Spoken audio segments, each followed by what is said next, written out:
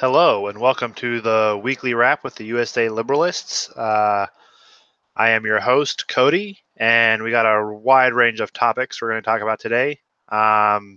Jordan or Rob might be joining us shortly, so hopefully they'll just jump in when they get here. But for tonight, it might just be me. We're going to talk about the raid on Trump associate Roger Stone's house. We're going to talk about, just do a little quick covering of the Trump opening the government, the potential hoax hate with the Empire actor Jesse Smollett. And we're also going to talk about a couple of things that are near and dear to my heart. The new Senate Bill 501 in Oregon. It's a new gun control legislation that, if it catches on, then you might see it in the rest of the country. And a little bit about a shooting that happened here in Oregon and how it kind of got ignored by the media. So we'll talk about that. But first, we're going to talk about Trump's associate Roger Stone. He was arrested early morning, and what I found strange was that George Stephanopoulos, from CNN fake news fame, he said in an interview afterward with Roger Stone that this is pretty standard for this to happen. And what he meant by that was that it's normal for the FBI to send well-armed men to raid a man's house at 5 or 6 in the morning. And it's also kind of weird that CNN just happened to be there when it all went down. So it kind of seems like maybe they were tipped off that this was going to happen. But we can't know that for sure just yet. Hopefully something will come out later. But I don't think that it should be considered standard or normal to have law enforcement agency raid your house at 6 in the morning. I mean, if I heard somebody pounding on my door, first of all, I'm usually up at 5 a.m. But anyway, if I heard someone pounding on my door at 6 in the morning, I'd be pretty freaked out. And especially if I hadn't done anything wrong. Roger Stone, I mean, he might be a sleazy guy and everything, but I'm not sure that he's done anything worthy of such a raid. He's being indicted on things like making false statements, one count of witness tampering. And it's not like you see in those mafia movies where he's like, oh, you got to keep your mouth shut, or, accidents happen. It's more like he was trying to get his story straight with somebody else, which is a serious crime, but not 6 a.m., 12 guy FBI raid in full body armor serious. And then one count of obstruction, which is kind of a silly, but I mean, Eric Holder was found in contempt of Congress and nobody raided his house. So, but another odd thing is that there are no charges that have anything to do with conspiracy with Russia.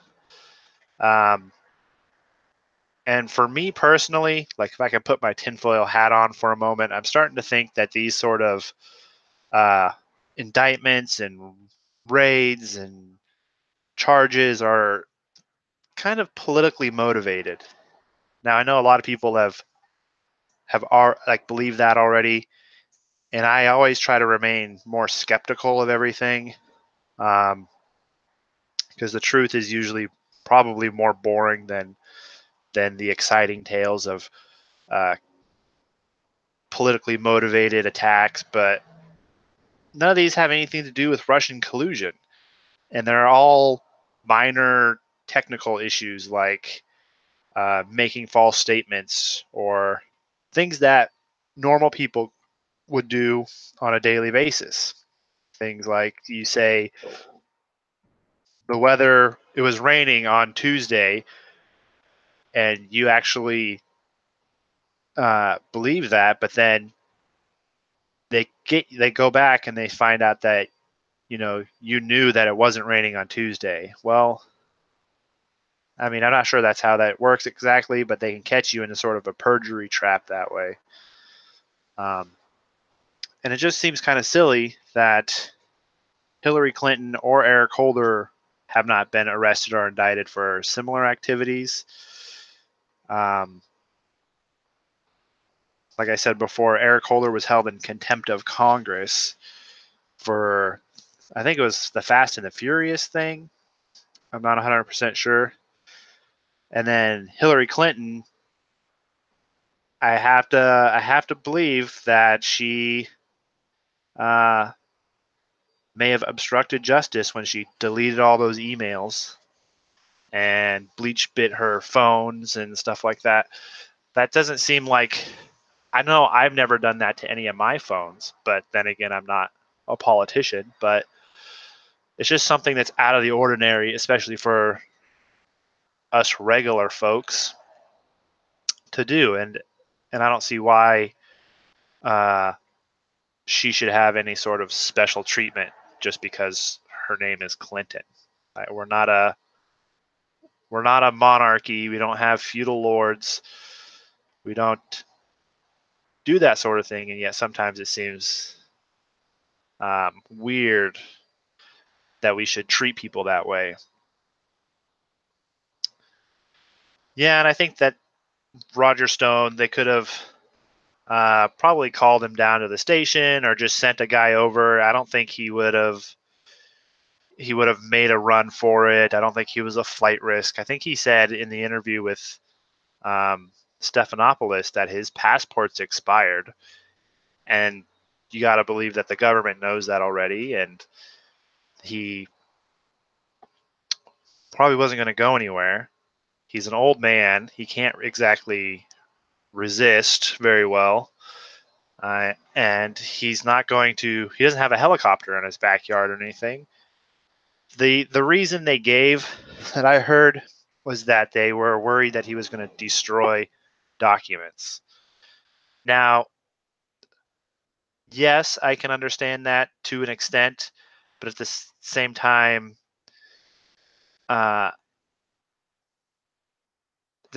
she or he,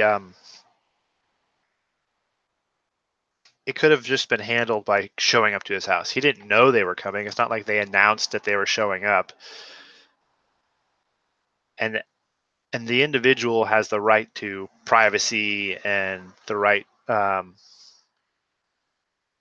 for protection against unlawful searches and seizures. But I thought that was pretty low, and I don't know that Roger Stone is necessarily going to be the big thing that the media always makes these out to be. Oh, another Trump associate has been indicted or charged with these crimes. And that's the big thing I hear from my progressive friends, or the more liberal people, or not liberal, the more progressive people that I talk to about these things, is that they often say, well, look at all these people that have been indicted. Surely he's guilty. It's all evidence. But they haven't been indicted on anything close to Russian collusion or conspiring with foreign powers to tamper with the election or anything like that. The closest thing is that one of the charges was, this isn't against Roger Stone, this was somebody else. One of the charges were that they were an agent of a foreign government and didn't report it to the United States, which I don't know how easy that is to do. My taxes are fucking complicated as heck. So I'm sure they probably have people do their taxes and stuff for them, but it just seems like they're twisting the government in a corrupt way to pursue their own personal agendas. And for me, that's the highest that's one of the highest forms of corruption, is when the government no longer serves the people and is simply just a power used by individuals to exact their revenge on other individuals or carry out their um, vengeance on them. So to me, that is the highest form of corruption. And I know we all know the government's corrupt and everything. And it's kind of hard to put your finger on it specifically. But this sort of stuff, where you have the FBI going to an old man's house at 6 a.m, regardless of how sleazy he is or how much you don't like the guy, it's still not okay. Um, but that's all I really got on that. Now I wanted to talk a little bit about Donald Trump.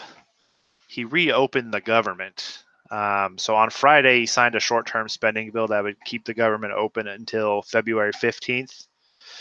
Now, some part of me believes this is Trump caving in, that he's just giving into the pressure. But then part of me is also thinking, like, he is showing he has to go above and beyond to show the American people that he is the one who's willing to compromise and to make things work, and that the Democrats are the ones that are obstructing everything. Because they said that they won't government is open. Well, now government is open. Let's have a negotiation. But the Democrats are still going to say, well, we don't want a wall. And it's like, well, no, you can't move the goalpost. It was, we can talk about this. We want, like, part of the country wants a wall, and the other half of the country says that they want more border security, but they're not really that specific on what they want, other than increased technology at checkpoints and maybe drones. Outside of that, then you have the people in the Democratic Party who don't believe in borders at all. And you get some libertarians who also believe that, and they typically are on the right, but if you don't have borders, then you don't have a nation. And that's just silly to me, to think that you could just allow anybody to come in and out. Now, there would be a way that I'd be okay with no borders. We'd have to get rid of any sort of welfare or government assistance programs. That would be the only way that you could have a government without borders. Otherwise, you just get people coming in and taking advantage of the system, and then the government would actually probably fall apart. So even then, it might be a stretch. I don't think the no borders crowd. I think it's utopian to think that you can just have a country without borders. But as far as Trump goes, um, he opened the government, and I can understand reasons why he would do that, and I can also understand reasons why he shouldn't have done that. But uh, I hope that in the end he can finally, fulfill his campaign promise of building the wall. Now, personally, I'm not on the border. I don't live near the border. We do have I do live in a sanctuary state, so we do have to deal with that. But um, Trump made the promise to build the wall, and he's trying to fulfill that promise. So at the very least, he's better than half the politicians in Washington. He's actually trying to do what he said he was going to do and what he got elected to do. Now, border security has come out and said that they are in favor of the wall, or additional funding for the wall, and the amount that Trump is asking for it's not enough money to build like a Great Wall of China style wall on the southern border. It's enough to place more wall in strategic locations on the border. And he's even said that he would be okay with some of it for other border security measures, such as increasing the ability to detect drugs at checkpoints and whatnot. But Trump said after he signed the bill that, quote, a bipartisan conference committee of House and Senate lawmakers and leaders will work to put together a Homeland Security package for me to sign into law, or for me to shortly sign into law. Over the next 21 days, I expect both Democrats and Republicans will operate in good faith. I don't know if he actually expects that, but it's good to have dreams, man. You know, we can hope that they will. It seems like the Republicans are interested. I think the Republicans are. I mean, I am a Republican, so it's hard to say this, but I do think the Republicans are so sort of like milk toast that they'll just kind of do whatever. But I don't know that the Democrats will be interested in any sort of negotiation. And if we can't talk to each other and negotiate a solution to our problems, then the problems are no longer the problems. We're having problems with each other. And when we can't talk to each other and we can't, each side give a little and get a little, and Trump has even offered DACA, but when we can't negotiate in good faith, work together, even if the country does something that you don't want it to or that you don't think is necessary, sometimes you got to do something that you think is right, that you believe may result in failure or be ineffective, to learn that lesson. And I'm not saying that the wall will be ineffective. I think the wall will actually be a boon to help stop illegal immigration. And it'll also help stop some of the human rights atrocities that happen on the southern border, from probably the killing of drug mules by the cartels and the human trafficking. If there is a strong border, it'll help prevent some of those violations. Now, it's not going to prevent all of them, and that's the straw man that the Democrats like to throw out there. Is if there's, it's the reverse of the, well, if we saved one life, it'll be worth it sort of thing. It's the, well, if it doesn't save everybody, then it's not worth it, which is just a silly argument. Like, no one solution is going to fix a problem as complex as our southern border.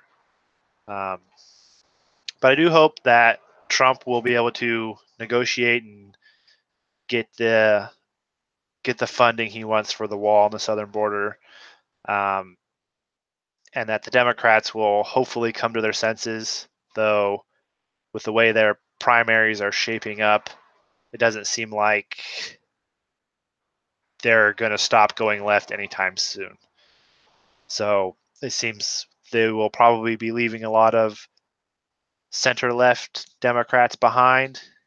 And if the Republicans want us to pick those people up, all they have to do is compromise just a little bit, show that they're not the crazy ones, and they can pick up a lot more votes and a lot more seats and stuff.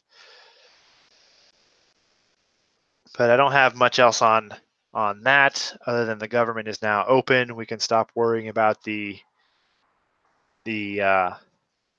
parks not being cleaned or whatever. I don't know. It didn't really seem to affect me at all, so I didn't really care either way.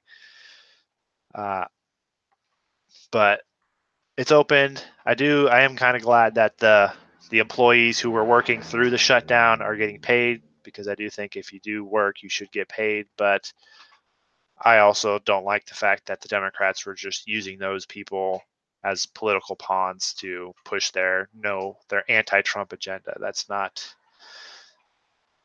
something I can get on board with. But also talking about pushing an anti-Trump agenda, there was this quote unquote hate crime that happened in Chicago. My wife watches this show Empire, and so I know who this guy is, and I know a little bit about his character, but I don't watch the show personally, and I'm not sure how to say his name. I think it's Jussie Smollett, and he made a claim that he was attacked in Chicago at 2 a.m. And he also made the claim that the attacker made racial and anti-gay comments. So that would be, if that's all it was, yeah, I mean, you might be able to. That might have happened, but what the weird part is that he claimed that the attackers afterwards said that, quote, "This is MAGA country," and now Chicago is not MAGA country.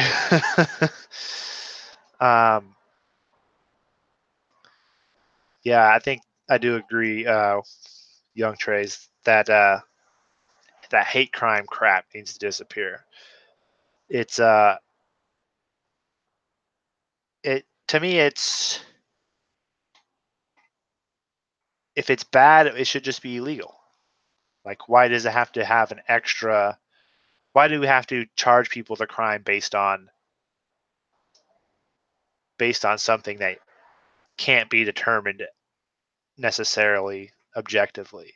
Like, we don't know why. Like, if one man beats up another man, we don't know if he beat him up because of his skin color, unless he explicitly says so, or if he just beat him up because he thought he was a jerk, or maybe he was hitting on his wife or something.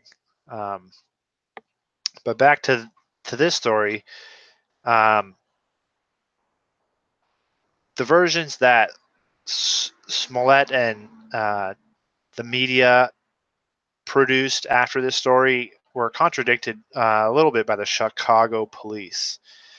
And currently, they haven't found any surveillance video that I know of about his attackers. There might be some updates coming. I think I saw one before we went live. But they haven't found the people responsible for this. And I do think that Tim Pool did a great job covering it, because he is from that area of Chicago. And he said that at 2 a.m. in that area, which is like a wealthy neighborhood, that there's nobody out there and there's tons of private security. And so there would bound to be some sort of footage or witnesses or something. I don't think he would have just gotten away with getting beat up and then someone yelling, "This is MAGA country," because it's Chicago and it's not MAGA country at all. But TMZ reported that Smollett was brutally attacked by two men who beat him up, poured bleach on him, and put his head in a noose and screamed, "This is MAGA country." Now, what's weird about the noose thing is that he was wearing it 45 minutes after the attack when the police arrived. Now, one, you get beat up and the police take 45 minutes to arrive. Like, that's a problem, but that's what you get for living in a poorly run liberal progressive city. I keep saying liberal. I don't mean liberal. I mean progressive. But sources near Smollett's told TMZ that that the actor was hungry and that he went to a Subway at 2 a.m. I guess subways are open at 2 a.m. in Chicago, but some big cities I can imagine that. But on his way back to the apartment, someone allegedly yelled, well, I'm not going to say exactly what they said because we will get taken off the air. But aren't you that an expletive for gay people that starts with an F of empire and then the N word? So that seems kind of weird that somebody would yell that sort of thing in the middle of Chicago and then beat somebody up. Now, TMZ claimed that the two men who did this were both white and they were wearing ski masks. They beat him badly and they fractured his rib, poured bleach on him, and yelled, "This is MAGA country." Now, if they were wearing ski masks and gloves, which I heard that they were wearing gloves in some other news stories, but how could they tell that they were white, for one? And for two, it just doesn't, like, the whole MAGA country thing just seems to be made up because Smollett didn't tell the Chicago police that they yelled that at him until after the TMZ story was published and went viral. Now, when the police did a follow-up interview, of course, he said yes. But there is a history of Smollett on Twitter bashing the president. He's I don't know. He's just said basically anything that progressives would say. So stuff like that he hates Trump and that he probably wishes that he would die, stuff like that. That's not exactly what he said, but you guys know. Just follow Trump's Twitter feed and you'll see it. So after the story went viral, and they did a follow-up interview, the Chicago police refuted the claim that the attackers were male and white, and that's kind of where the story also gets a little weird. They don't know if they were male or white necessarily. Now, I'm willing to grant that they were male. I know I'm a sexist, whatever, but I'm willing to grant that they were male because, let's face it, like, women don't go around necessarily beating up guys in ski masks. That's more of a dude thing to do, though I'm sure it's happened. I'm sure I'll get somebody saying, "Oh no, here it is," but I would grant that it's probably two guys, and that if they're wearing ski masks and gloves, sure. But for me, the weirdest part is the MAGA country comment. And then I also wanted to know, which they didn't say in the story, so I'm assuming they didn't do this, is if they robbed him after they beat him up. I don't think they didn't say that. Nobody mentioned it. I'm pretty sure it would be mentioned.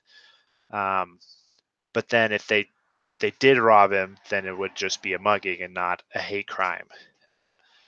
So some people have thrown around the idea, get your tinfoil, that this is sort of a publicity stunt or like a way to get attention for the actor for some reason or another.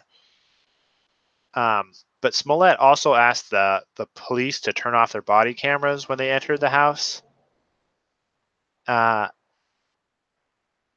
So I don't know why you would do that either, unless you're also trying to concoct another story or you want to use this for more narrative. It always seems kind of weird when something like this happens and then there's a lot of buzz around it. There's a lot of stories written and a GoFundMe eventually gets set up and people donate money. So it just seems kind of weird that these things happen and then they get published far and wide, and then people just believe it because they want to, and that they don't actually look at it critically. Um, let's see. So after the story came out, um, Nancy Pelosi, Joe Biden, Alexandria Ocasio-Cortez, Cher, Rob Reiner, Alyssa Milano, Al Sharpton, and Sean King all came out and virtue signaled / blamed Trump / blamed Republicans. You know the story. Oh, this is awful. How can this happen in the current year? This is Trump's America sort of thing, um, which has always just been so silly to me that these people are so desperate for these virtue points, and yet they're not saying anything that most of us don't believe anyway. Like they nobody thinks that some guy should get beat up because he's black or gay, or that he portrays a black or gay character in a TV show. No, like almost nobody thinks that. No normal person, Republican, Democrat. You might be able to find an oddball here or there, but those people aren't typically um, welcomed among either party or even within polite circles. Within, if I had a friend who said, no, no, that's totally fine, I would probably not be friends with that guy or girl. Don't want to be sexist again. Um, but somehow, of course, this is all the Republicans' fault. They're all racists. They're all homophobes. Um, and them and their followers, sort of inspire this sort of thing. Now, this kind of fits in pretty well with this other story that I wanted to talk about, which I'm calling far left extremism. But this is a local Oregon story, and I'm not going to be surprised if nobody heard about this or only heard about it briefly. But those men who nobody saw, there's no video of, no witnesses, despite all the security cameras and potential security officers around there. Though that incident's being used to paint Trump supporters and Republicans in a bad way, much like the Covington Catholic thing was. But in this story, Charles Landros was wearing a "Smash the Patriarchy and Chill" T-shirt when he entered a middle school here in Eugene, Oregon, and he went into the school to um, pick up his daughter. But what was going on behind the scenes is that he's in a custody dispute over his daughter, and so the police asked him to leave, and they were removing him from the premises, and that's when he started to resist. He'd already been kind of belligerent inside, but the police officers were able to get him out.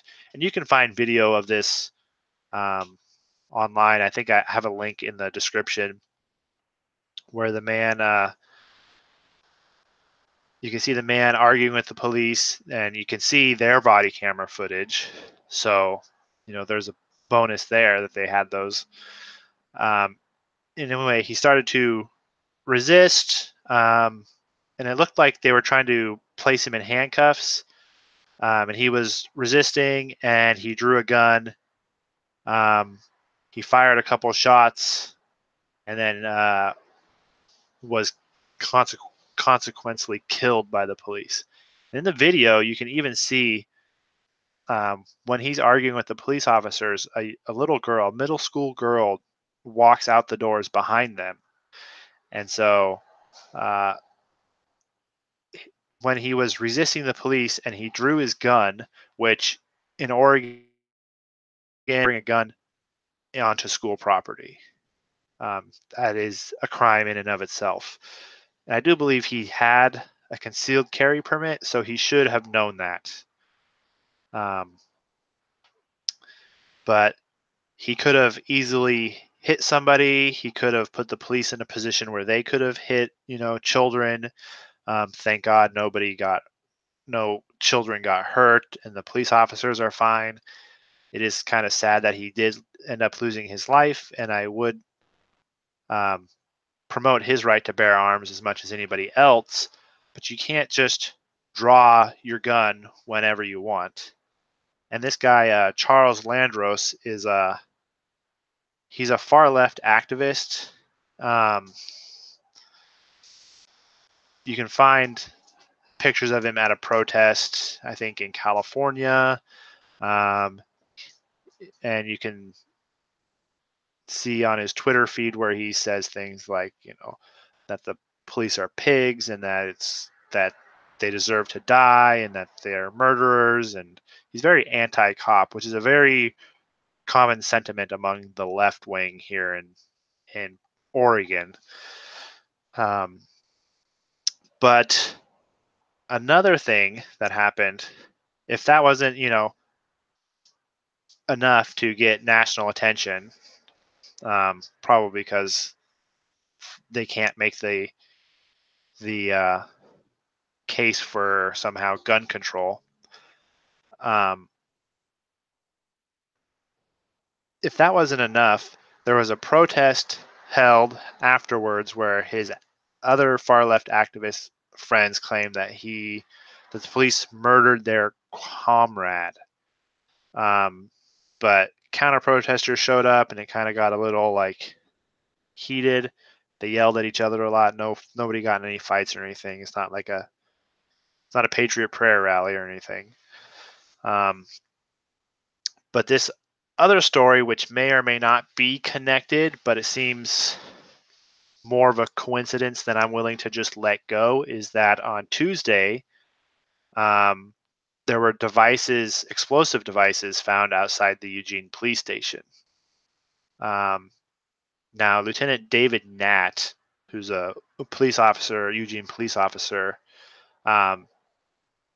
said that the devices were discovered by the crew that was mowing the lawn, and that these were not hoax devices, that they were real, dangerous, explosive devices.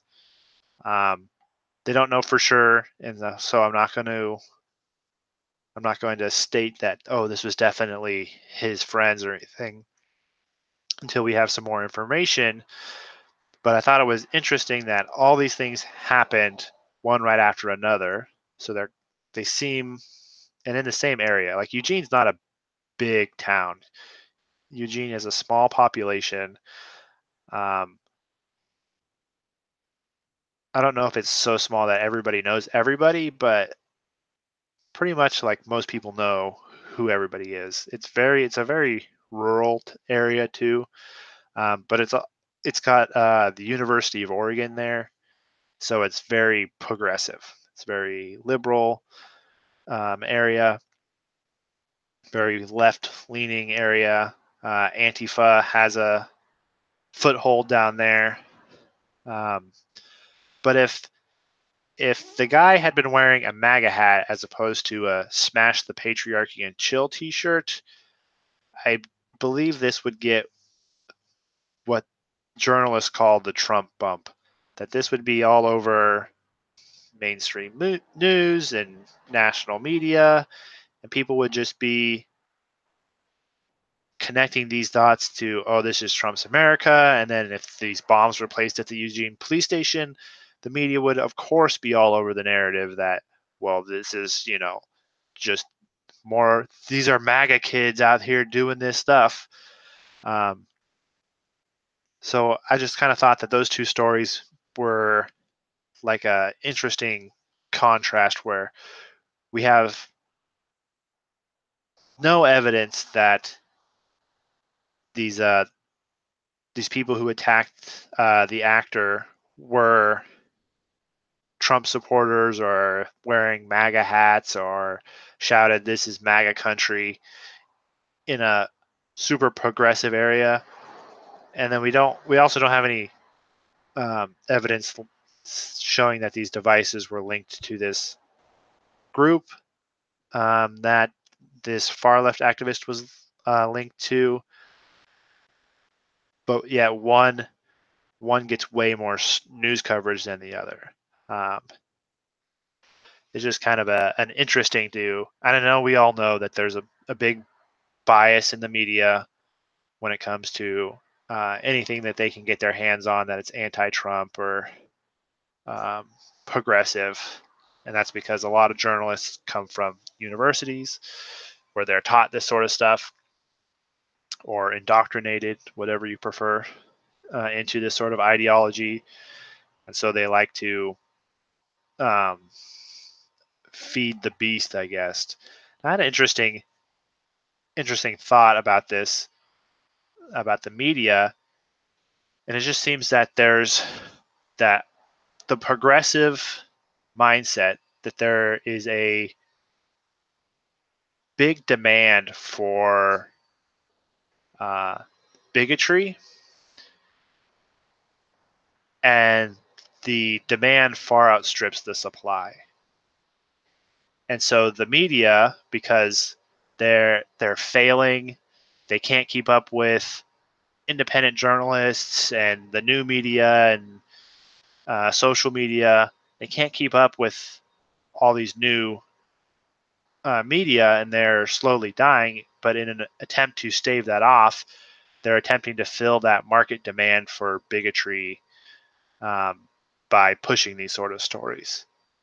And so what ends up happening is that they end up manufacturing the outrage as opposed to discovering it. Like we saw with the Roger Stone thing, CNN just happened to be there. So it seems kind of suspicious. The media is supposed to. I mean, a good story is a good story, but the media will ignore the exact same story if it's somebody in a Smash the Patriarchy t-shirt as opposed to somebody in a MAGA hat. In fact, they'll even report on a story that is less significant or less interesting or less relevant just because it involves somebody in a MAGA hat. Now, right-wing media follows along with this too. That's because it gets clicks, it gets you mad, you click, you read, you comment, you share. It is, we're all part of this problem. So I don't want to just lay all the blame on the media, but they are the ones who I believe have the lion's share of the blame. Now I know I talk about news and stuff too, so I probably have my own guilt to own up to in this, but that's just kind of the times we live in, and um,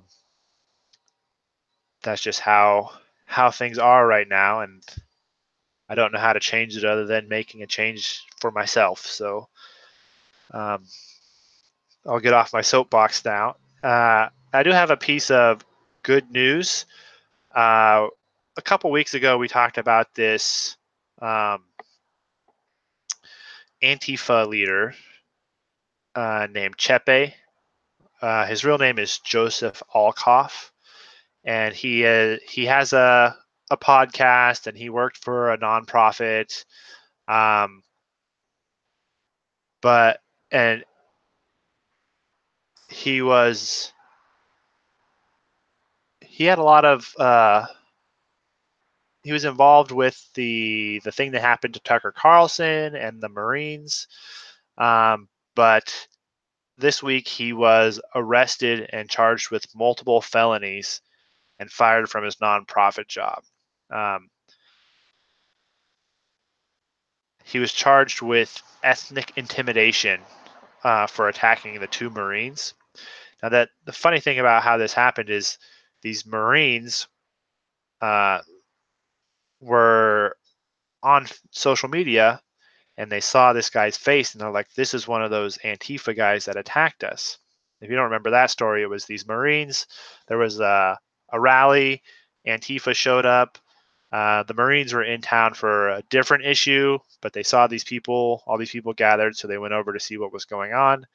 One of the Antifa members walked up to the Marines and asked if they're proud, and the Marines, who were both Hispanic, for whatever that means, one of the Marines believed that it was a reference to the few, the proud, the Marines, and so he said yes.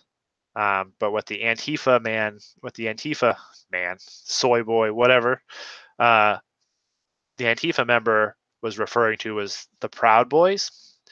And so they immediately called them Nazis. And if you're in a large group of progressives and a black bloc is around, all you need to do to get somebody beat up is to call them a Nazi. That's really it.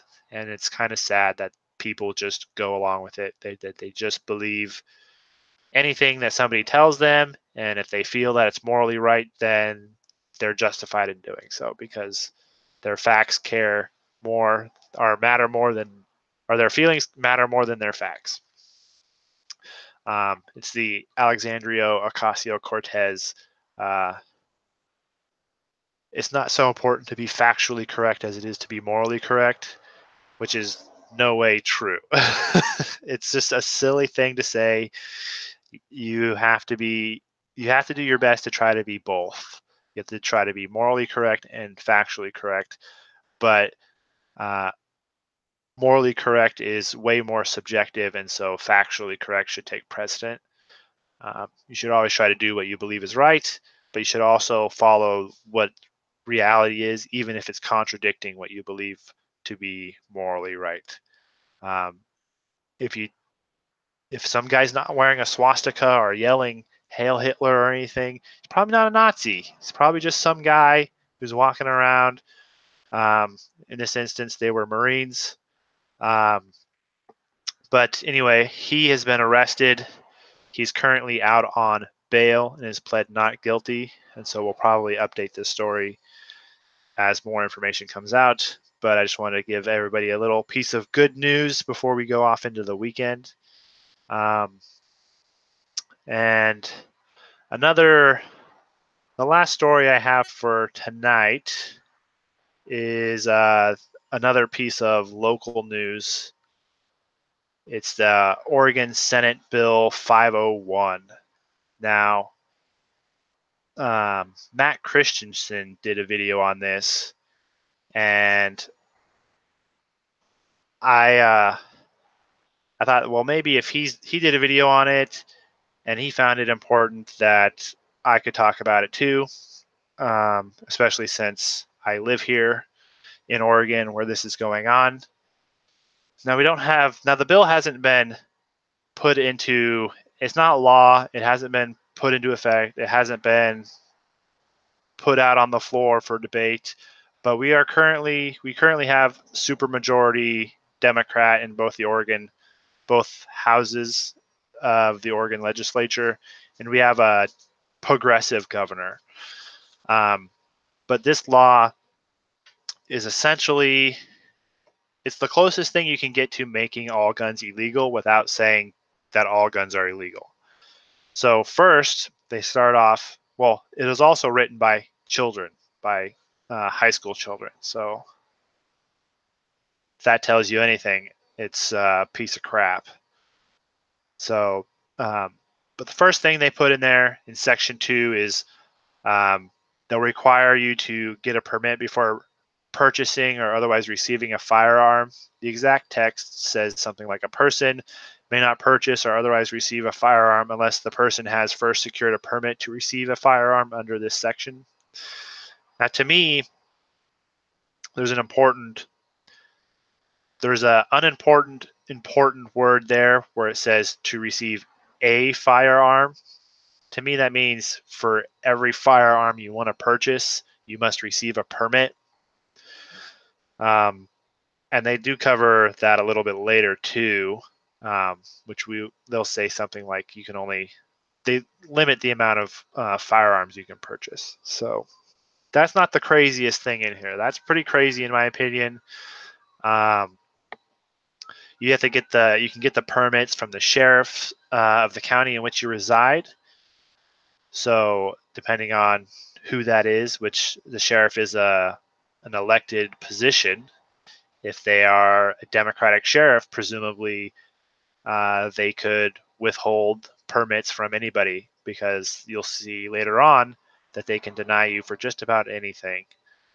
They also want to increase uh, the age limit or the age restriction on who can purchase a firearm. Now, if you're 18 in this country, you can be drafted. We do have the select service still.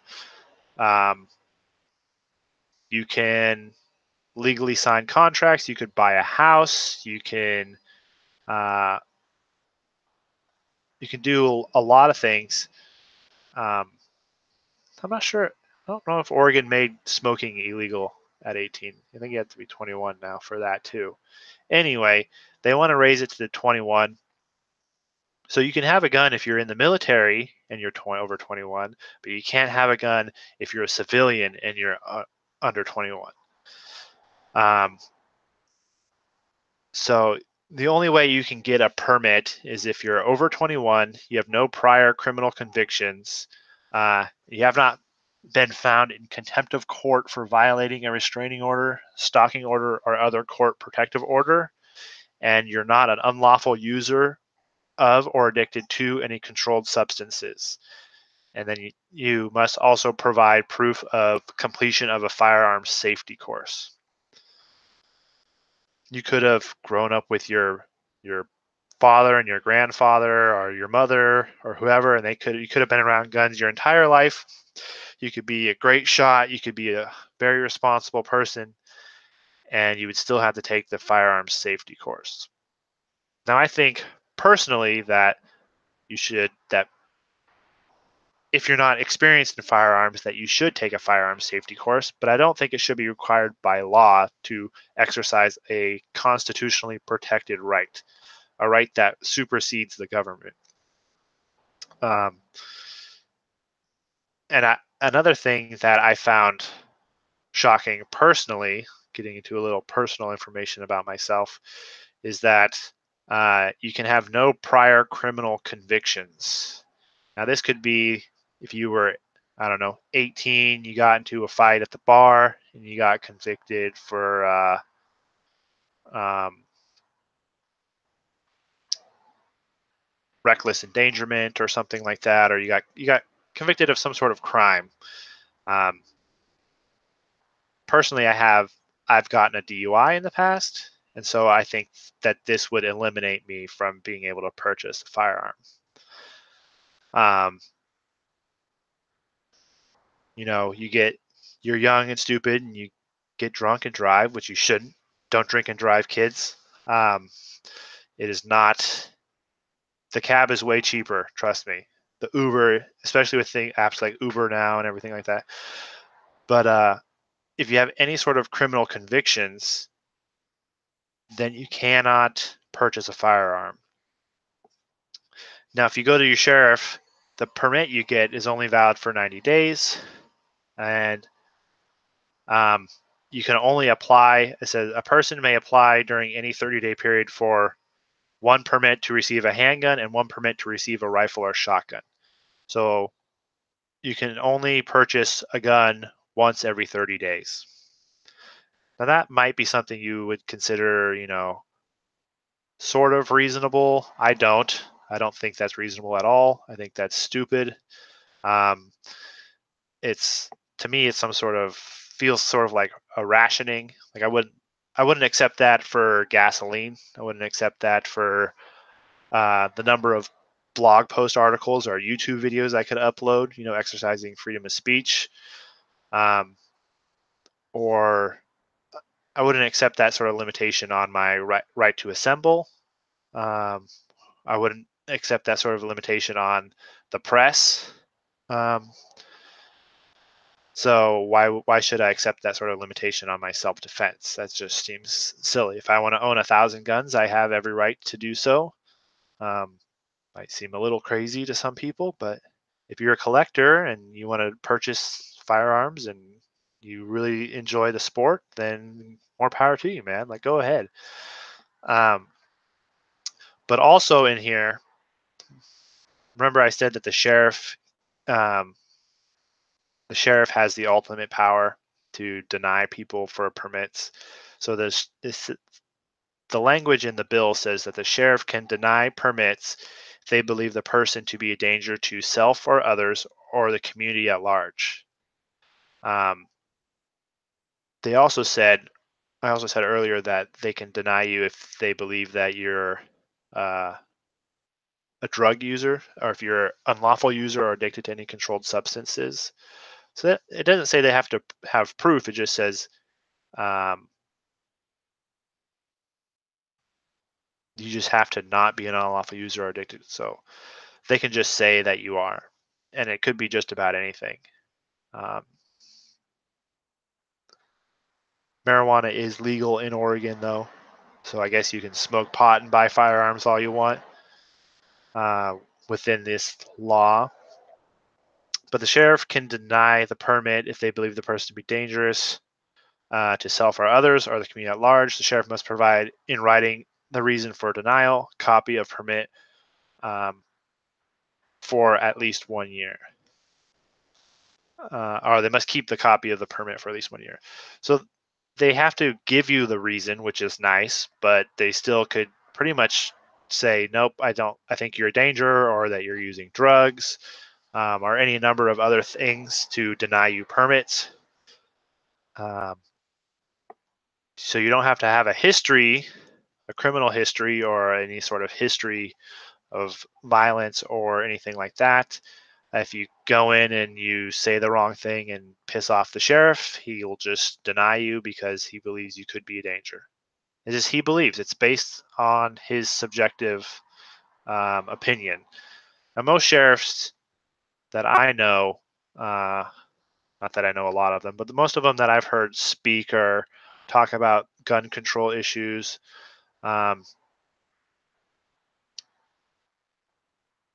they are very pro Second Amendment. Especially sheriffs in more rural areas where they know they can't make it to people in time.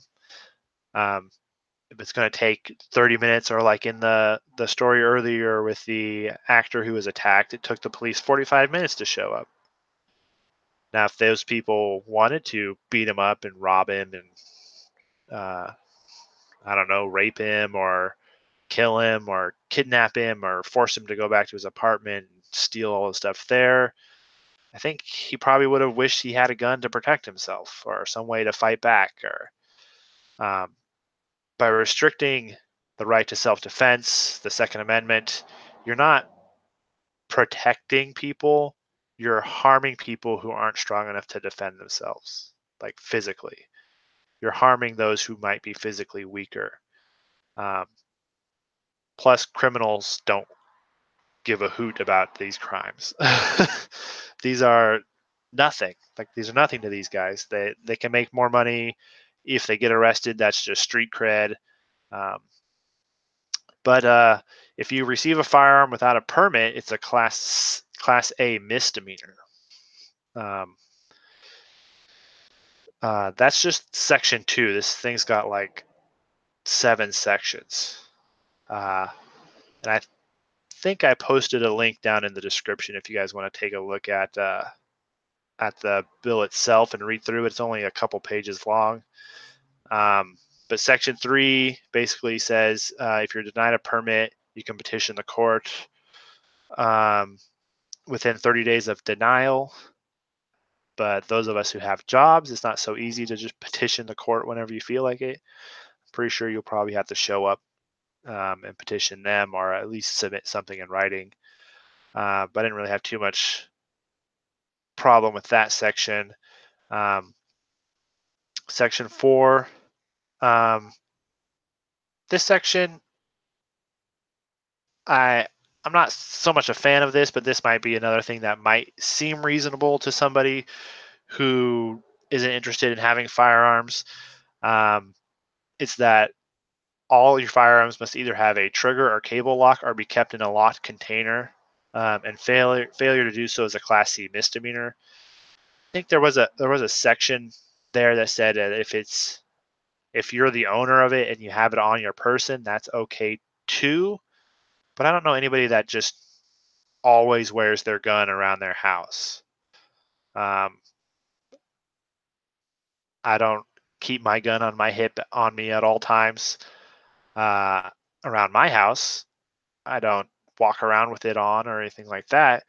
It's secured, it's stored safely, all that jazz because, I'm responsible. But, I want it to be easily accessible in case my wife is home alone or heaven forbid something should happen, that it should be easily accessible.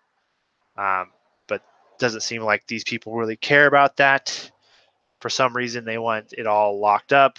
Now, they say this is to prevent children from getting guns, and I 100% support their sentiment, but I don't think they can weigh the consequences of this quite as well, especially since this is children who are drafting this sort of legislation. They don't really understand the cruel nature of the world, where the reality is that you need to be responsible for yourself and protect yourself, and you can't just depend on the government to do everything for you or your parents to do everything for you. Um, Thankfully, we do live in a fairly peaceful nation where we don't have to worry about that sort of thing all the time. And Oregon is actually a pretty safe state. We have lower gun homicides than the national average. Um, so I don't know why they're pushing so hard for more gun control here because of something that happened in Florida, really, like if you get down to it. Now this is the section 6 is the craziest section to me. This is the large capacity magazine section. Now, they define large capacity magazine as an ammunition feeding device, whether fixed or detachable, with the capacity to accept more than 5 rounds of ammunition, excluding a 22 caliber tube ammunition feeding device or ammunition feeding device that is contained in a lever action firearm. So you have a lever action rifle, that's fine. But I don't know. I'm not a super gun enthusiast. I like guns. I like shooting them, but I don't know any guns that have less than 5 rounds in their magazines. Don't. It's usually it's usually a minimum of 6. Um, so I guess they want us to go back to muskets, something like that. Now they don't just say that you can have them, but you can't use them. They say you can't possess large capacity, and let's be honest. 5 rounds isn't large. 5 rounds is not large by any stretch of the imagination. Nobody considers 5 of anything large. 5 inches isn't large, not even half a foot. Like, that's not a large capacity magazine. Like, I would like to know what they think about 30 round magazines. Like, are those like supersized magazines or something? Big Mac magazines? I don't know. But anyway, you can't even keep your quote large capacity magazines after this bill passes. So after 180 days, if this passes, then you'll have to either permanently alter, transfer, or sell out of state. Otherwise, remove magazine from the state, transfer magazine to law enforcement agency, or permanently dispose of the magazine. So you have to sell it out of state, transfer it out of state to somebody, which I'm not sure. I know in Oregon you have to give it to a licensed gun dealer, a gun to a licensed gun dealer before you can give it to anybody else. You have to go through a licensed dealer and they have to do a background check. But I'm not sure if that applies to magazines. But with this you just can't even have any magazines really. Or you must basically destroy them. There's nothing in here that says that you'll be compensated for your property or anything like that. It's just you have this. If you keep it, you're now committing a Class A misdemeanor. Um, you will be, and you must destroy, dispose of, or just hand it over to the police. Um, there's an exemption for the large capacity magazine rule, and that's for the police. Law enforcement officers are members of the armed forces of the United States, but so long as they're on official duty.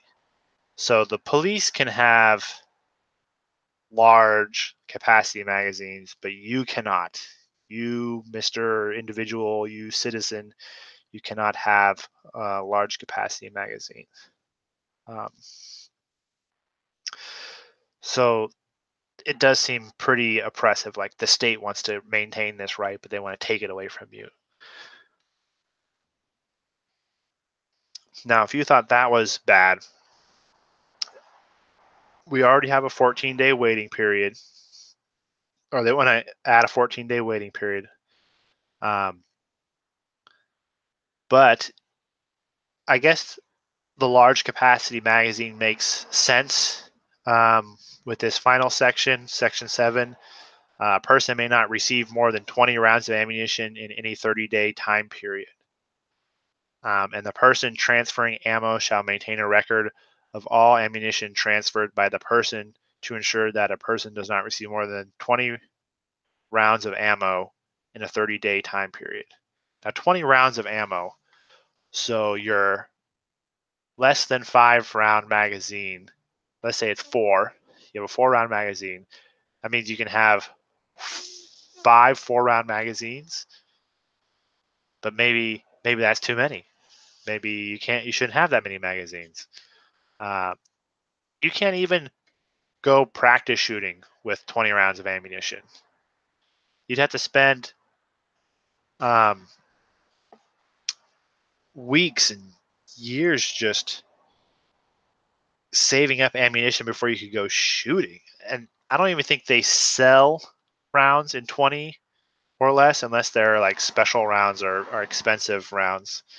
Um, but if you just want like regular 22 or any sort of ammo like that, then you can you won't be able to purchase it. Like I don't know of anyone that supplies it. I don't even know if it's economically um, profitable to sell ammunition in that small of a quantity. So I don't know anybody that would actually supply ammunition that way.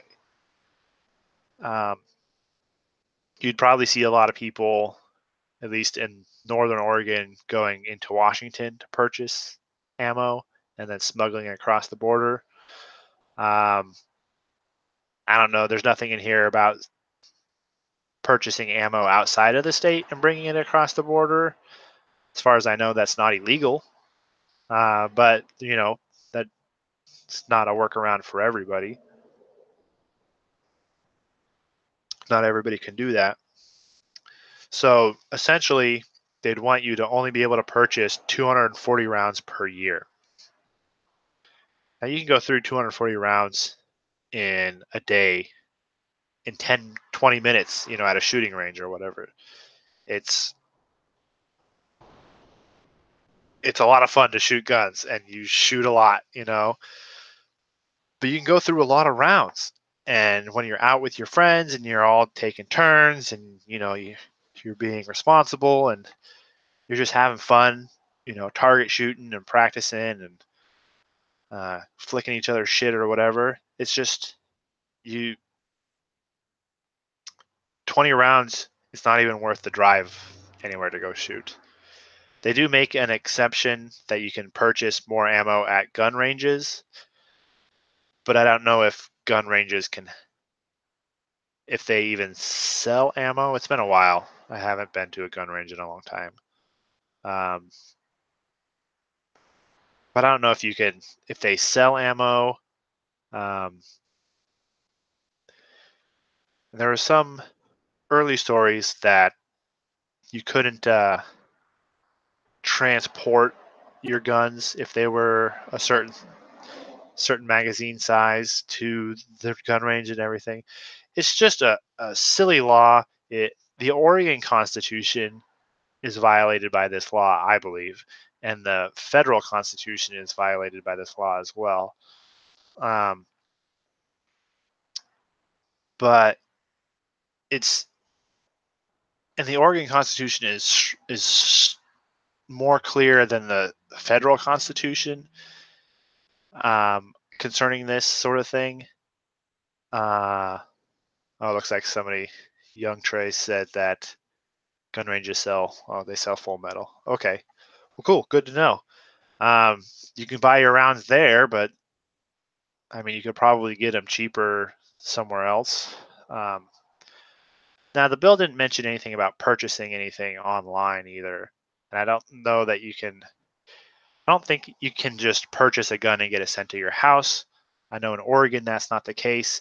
You have to go to a licensed dealer, but I don't know what the laws are around purchasing ammunition online either. Like, it just creates so many more questions. It's just a violation of the individual's right to self-defense. It'll turn law-abiding citizens into criminals, essentially, simply by passing this law. I do know that there is a grassroots sort of like movement campaign to get this stopped. But we'll see. I think they're holding a rally sometime next month. But I'll keep you guys posted as that goes on. But other than that, I didn't have really any other new cover. So it's just me. Let me check, see if I got any. I'm going to check the live chat. If you guys got questions, you can ask me anything. But yeah, I do think you, young trays, I do think that you'd have to pick up in store here in Oregon too, but not if you ask the progressive. Then the crazy thing is, in Oregon at least, I don't know. You said you're in Michigan, which is a great state. I've been there before. It's a great state. But in Oregon, I kind of want to know how this is in other states too. But the city of Portland and the county that it's in, Multnomah County, decides pretty much everything for the state. And they are hyper progressive. The mayor of Portland might as well be in Antifa. He sides with them on everything. They were harassing and using racial slurs against ICE agents in the ICE office here in Portland. They were blocking the driveway, and the mayor applauded them. Yeah, I did see the Young Trey's asked if I saw the abortion nonsense in New York. Yeah, I didn't look too much into it because I don't know. I typically avoid the abortion conflict. I don't personally. I don't like abortion. I hate it. I think it's awful. I think it's immoral. But I don't necessarily believe that it should just be outright banned.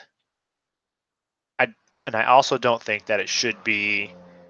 I don't think it should be used as birth control personally. But the New York abortion BS basically says that you can have an abortion up to, I think, the third trimester or something like that. And people always say, well, if there's medical complications, it's endangering the life of the mother. At the third trimester, the baby can survive. You don't have to have an abortion. You at that point you can just give birth. The baby can live. I I think I read a story one time where there was a baby who was born 24 weeks early and survived. Um, so yeah, when I was younger, I didn't really care. It wasn't a big deal to me. The abortion issue, and it still isn't a huge deal to me. But I've always been sort of pro-choice. Um,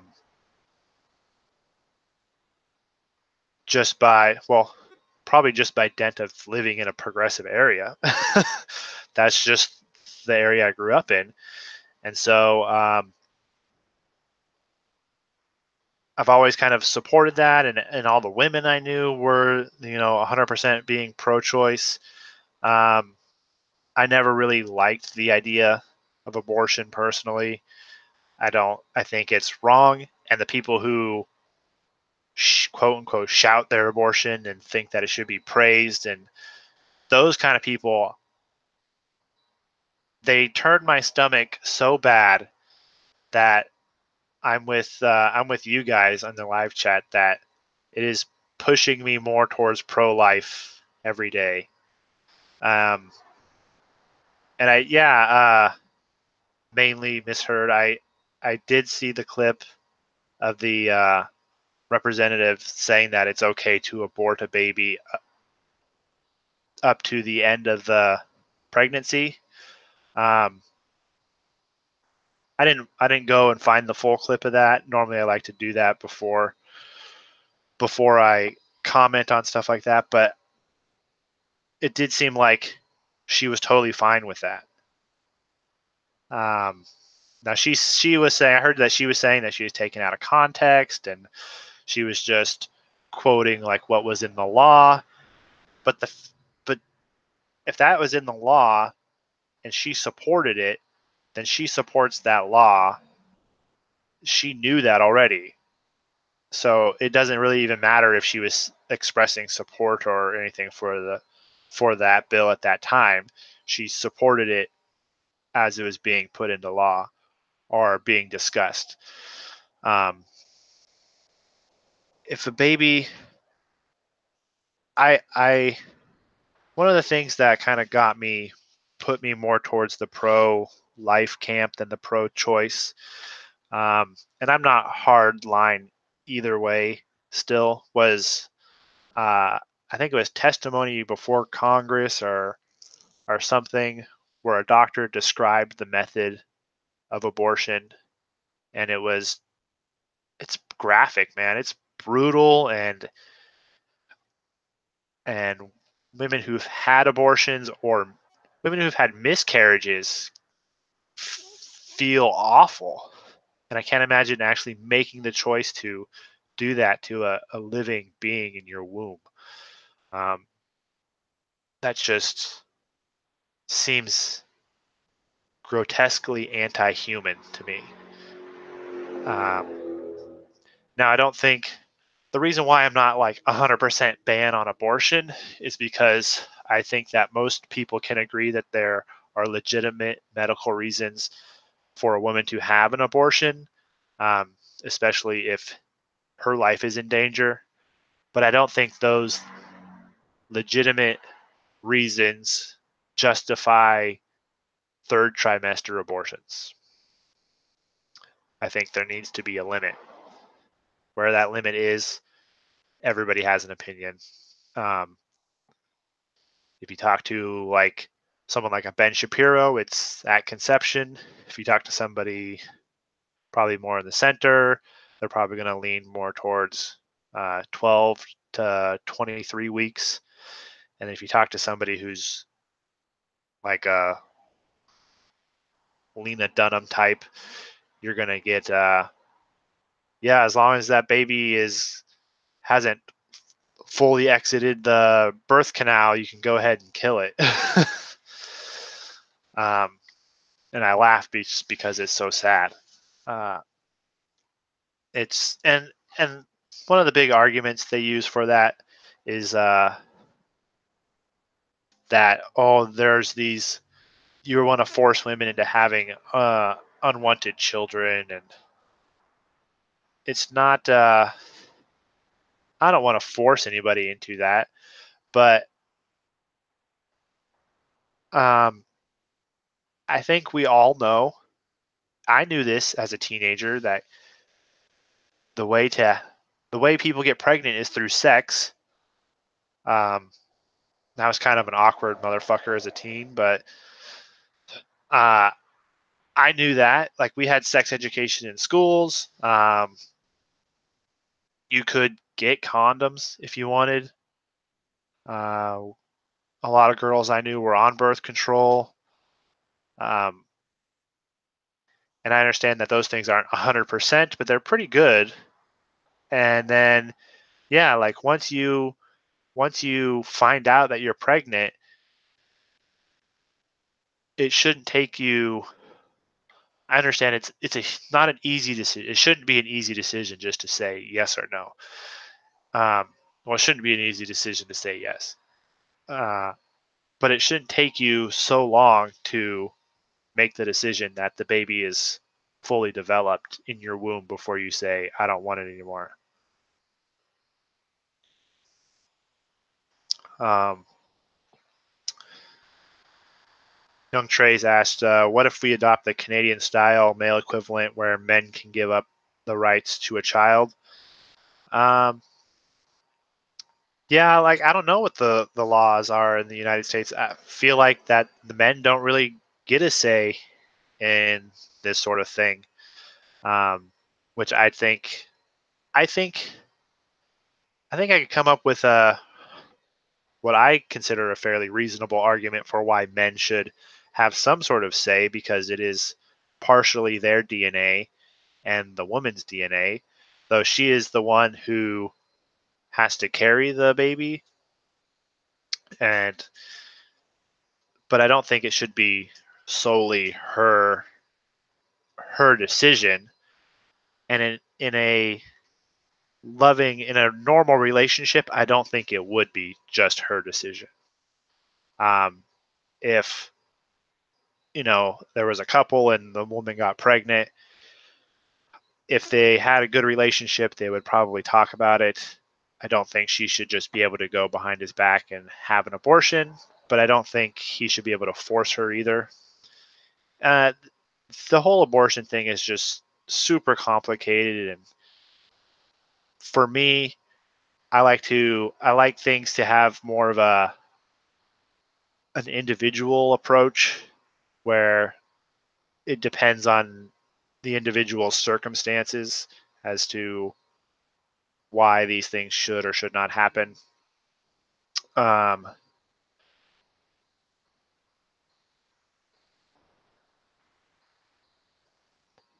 oh, okay. So they get to decide if they want to stay in the kid's life. Okay. Um, Personally, I think that men should. I mean, I guess they shouldn't have to stay in the kid's life, but if the woman decides to keep it, but I think they should. Personally, I think most people would agree on that. That they should take responsibility and that that's their kid and they have a responsibility to care for it and to protect it. That's what it's supposed to be. But I was actually thinking about this earlier today. I was thinking about the idea of liberty and uh, and virtue or responsibility, and I was thinking that virtue and liberty are linked in a way where if you don't have the choice to make the wrong decision or to make if you don't have the choice to essentially be bad, be not virtuous, if that decision is taken away from you, then you can't be virtuous. So if you don't have liberty, you can't have virtue, and if you don't have virtue, you're going to lose liberty, essentially. Um, I just kind of thought that was an interesting idea, but I think people should have the choice. I know that personally, I think that I believe that there is a right choice, but everybody's life is different and they have different reasons for why they do things or what they believe is right and wrong. And so I don't intend to tell anybody what they can and can't do. Um, but I do think culturally we should have some sort of rules. Yeah, mainly. We'll talk to you later, man. I'm gonna look into mines hopefully next week. I got it written down, but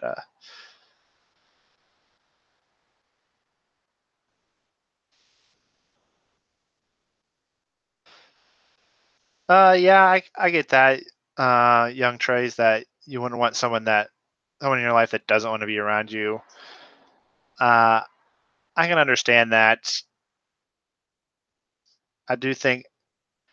I mean, the worst, best case scenario in a situation like that is that hopefully the father would provide child support or something. To me, it's about taking responsibility for your actions. Um, I don't I don't think you wouldn't want somebody like that um, that doesn't want to be in your life because then they'll resent the responsibility. That's why I think they should be able to make the choice, but that they should do the responsible thing and decide to step up and be a father to their child. Um, but yeah, I mean that's kind of my take on that. The abortion thing's complex. I don't have all the answers. I don't have any of the answers. I just have my opinions. Um, I do think that uh, men kind of, not men, but like sometimes we give people a free pass when it comes to taking responsibility for their child. Um, Now, I don't necessarily think that it should be government imposed, that they should have to, um, because if a woman has a right to choose if she wants to have a child or not, I think that right should also be extended to a man. If we're going to go down the fairness route, I don't think a woman should decide, well, I want to have a child, get pregnant, especially if she lied to the man about being on birth control. Um, I don't mean to go all MRA or anything, but I do think that it should be up to the individual to make the responsible choice. Um, and maybe some guys would like know that the kid would be better off without them around. Um, that might actually be true in some cases. It probably is. It's probably best that the father isn't around. Um, but I would be willing to bet those are few and far between, and that overall it is probably better. It is better, and statistically, I do think it's been shown that it is better for children to grow up in a two-parent household um, with a mother and a father. Uh, but it is what it is. Uh, they, but that's all I really had for tonight. I think I'm going to be shutting it down here, guys. Sorry, it was just me. Hopefully, we'll have Jordan and the others back next week. But I want to thank you all for listening, for tuning in, for your participation in the live chat. Don't forget to like and subscribe and click the bell, and you'll get notifications 30 minutes before. We do this every Thursday around 7 p.m. Pacific, 10 p.m. Eastern, and everything in between. So thank you guys, and I'll see you all next week.